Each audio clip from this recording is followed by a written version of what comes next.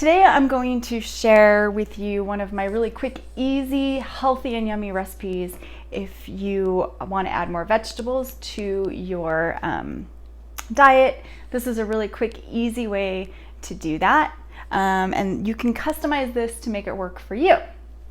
So we're going to use spaghetti squash, and I'm sure that you've heard that you can replace your noodles, your spaghetti, with spaghetti squash. And yes, you can. It's not the same though. It's just not, but it does work. For me, it works. Now, I can say, like, if you want to go into this gradually, or maybe you don't really care about carbs, you can do half and half. And then you're gonna get your veggies in there, kind of hide them in your meal, and it's a win-win. So first, I kind of wanted to just let you know how to cook your spaghetti squash, because that is something that took me a while to figure out. So take your spaghetti squash, and with a knife, you can poke some holes in the outside of it for venting, okay? And then stick it in the microwave for about 5 minutes, and that will kind of pre-soften it. Because if you don't do that, it's really hard to cut through these things. I have gotten so irritated trying to cut one of these things. The knife would get stuck, and yeah, anyway. So do that. It will save you, I promise. Then what you do is, once it's cut in half, you're gonna slice it in half long ways. You're gonna turn it over upside down and put it in a pan, a glass, whatever. If you want to microwave it, this is a good size for the microwave, but you have to do, half the squash at once at a time. Put some water at the bottom, about like that much at the very bottom of your pan. Cover it with saran wrap if you're putting it in the microwave. If you're going to do the oven, put tinfoil over it. In the oven, you can put it in there at 350 degrees, cook it for about 30 minutes. And then in the microwave, I'm not sure. Just play with it. Maybe try 10 and then check it and see if the once you open it up, see if it kind of starts to shred. One thing I forgot to mention is, after you cut it in half, you have to dig out the seeds, just like a pumpkin, kind of. You have to dig out the seeds, and then you place it in the pan. And when you're done, you'll have this kind of spaghetti looking squash. And there's a lot of things you can do with this to make it really delicious. Even just add a little light butter with salt and pepper and some cheese. You always have to have cheese. Cheese makes things so yummy.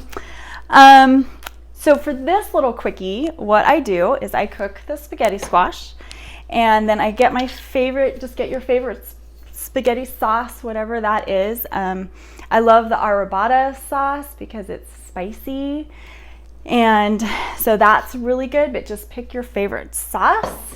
You could use Alfredo, but that's got more fat and calories in it. So if you want to reduce your calories, that's what this meal is for. The way I am going to eat this is, it's a lower calorie, higher vegetables, so the vegetables will help fill you up. I'm always about, trying to add as much nutrition in my meals as possible. So when I can add veggies to a meal, and if you don't like veggies, you can cover it up with the sauce and the flavor, and then you don't really know that you're eating vegetables. It's a win-win. So I'm gonna take my spaghetti squash, and from Trader Joe's, I love Trader Joe's. They just have things that make cooking more simple. Prepackaged veggies that you don't have to cut them. You can just put them in the pan. I mean, I love Trader Joe's, and I love their chicken sausage. This is my favorite. It's spicy Italian, and that is my most favorite flavor, but they have a bunch of other ones too. This is my favorite. So what I would do is take some of these sausages, slice them up, and cook them.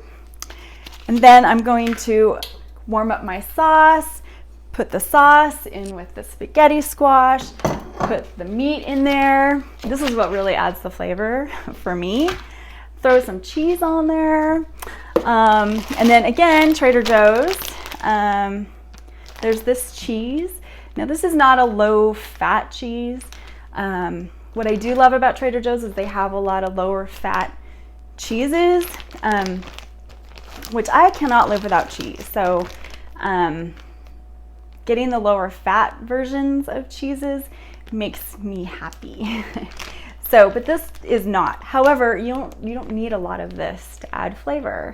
So that's why I like this. So you can put a little bit of this in there and that'll add some more flavor. If you want it spicier, of course, where is my ground pepper? Crushed red pepper. You can add whatever spice you want. That's about it. Now, there's a lot of different noodles you could get if you're gluten intolerant. This is a brown rice quinoa. This is also from Trader Joe's. And I know if you're not used to noodles that are brown, you're used to the white stuff. It takes a while to get used to this, but it's really not so bad. It really isn't. And then you can just go for the whole wheat, which is what I prefer. I don't mind the quinoa either, it's fine. And then if you just got to do the white, regular white, you could mix. If you have a hard time with the brown stuff, mix a little bit of the white and just slowly start adding the wheat or the quinoa, brown rice, and you'll start to get used to it slowly. One way to do it. That's about it. I'm gonna eat this without the noodles. It's fine, I'm good with it. It's especially with the sausage, it's delicious. I could probably put 2 sausages in there and I'd be even more happy. But yeah, so that's just a quick healthy and yummy recipe for you. I'll probably write it up and put it on the website just so it can be written out, but there really isn't amounts necessarily. I'll probably throw some in there.